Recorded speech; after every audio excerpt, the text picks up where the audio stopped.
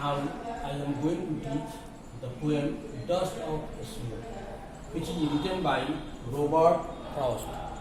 यह कविता जो है डस्ट ऑफ स्नो एक छोटी कविता है, ब्रीफ कविता है, जो लिखी गई है बाय रॉबर्ट फ्रॉस्ट के द्वारा। ये कविता है the way a crow swoop down on me, the dust of snow from a hemlock tree has given my heart a change of mind and saved some part of a day I had ruined। यानी ये कविता जो है ये बहुत ही beautiful poem है जो Robert Frost के द्वारा लिखा गया है।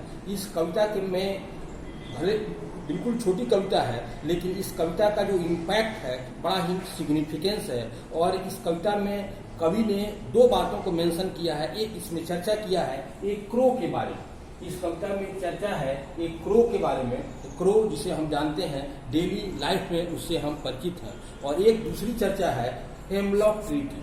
हेमलॉक ट्री वो भी अशुभ लक्षण का माना जाता है, यानी पॉइजनस पेड़ एक होता है, जस्ट लाइक पॉइजनस पेड़ है जैसा कि। और फिर एक क्रो जो है उसे भी शुभ लक्षण का नहीं माना जाता है। दोनों को एक पोएट जो है, यहाँ पर एक पोएट भी है जो इन दोनों चीजों से डिप्रेसिव मूड में है। यानी पोएट बैठा हुआ है, वो नजदीक में खड़ा है, यानी वो पोएट जो है नजदीक में है, यानी कि यहाँ हेमलॉक ट्री के नजदीक में है। और उसके ऊपर एक क्रो आता है और आकर सिट कर जाता है, बैठ जाता है। The way a crow sook down on me, एक कौवा जो है, एक क्रो जो है वो आता है और आकर पेड़ के ऊपर बैठ जाता है। और आने के बाद वो क्या करता है, आने के बाद जिस समय वो आता है पोएट का मूड जो है बिल्कुल सही नहीं है। वह जो है डिप्रेसिव मूड में है, सॉरोफुल मूड में है, पेनफुल मूड में है।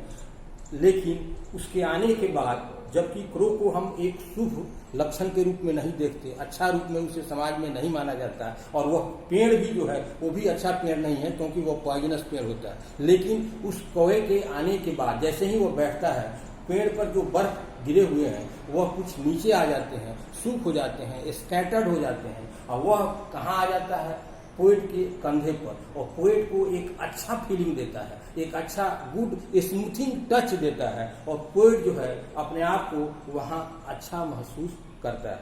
तो यहाँ तक जो मैंने चर्चा किया। और ये आने के बाद given my heart change of mood, यानी कि ये जो आने के बाद क्या करता है, ये कौवा आने के बाद और ये जो बर्फ जो नीचे आता है, इसमें given my heart a change of mood, poet के मूड को चेंज कर देता है। और इस तरह से जब पोएट का मूड चेंज हो जाता है तो वो एक अच्छा रियलाइज करता है, सूथिंग इम्पैक्ट में रियलाइज करता है। यानी पोएट यहाँ कहना चाहता है छोटी छोटी बातों का भी जीवन में बहुत महत्व होता है, और वह कभी भी मनुष्य के दिशा यानी उसका डायरेक्शन जो है वह तय कर देता है। जैसे इसमें ये जो पोएम जो दिया गया है, इसमें फर्स्ट लाइन का जो अंतिम वर्ड है क्रो, फिर दूसरे लाइन में हम आते हैं सूक डाउन ऑन मी, यहाँ लास्ट में आता है मी।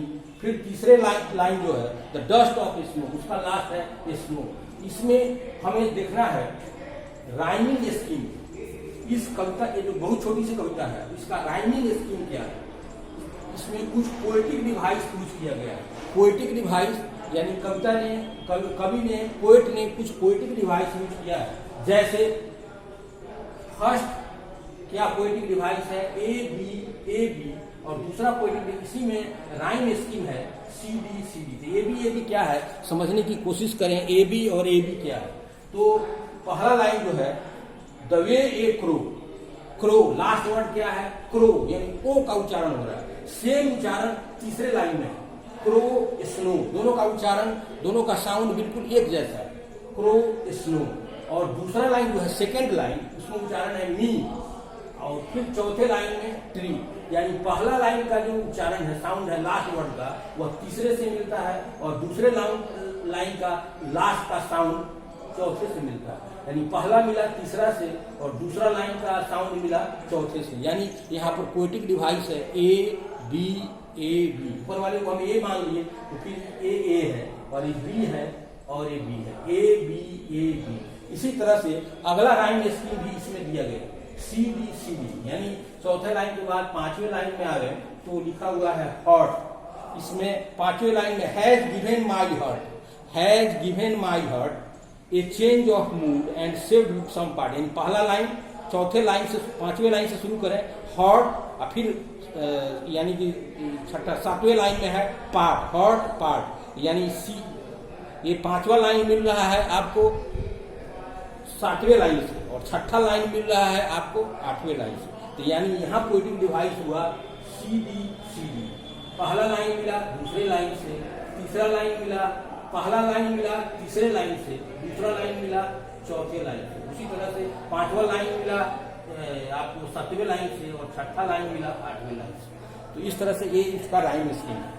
और दूसरा पोएटिक डिवाइस यूज किया गया है एलिट्रेशन। एलिट्रेशन होता क्या है, जब कोई लेटर बार बार सेम यूज किया जाए, एक लेटर, जैसे हम इसमें देखते हैं हैज और एच एच, तो ये जो है एलिट्रेशन है। एच एच कौन सा क्या है, एलिट्रेशन है। उसी तरह से यहाँ सेव्ड सम, एस एस क्या है, एलिट्रेशन है। और इस तरह से इसमें एलिट्रेशन यूज किया गया है।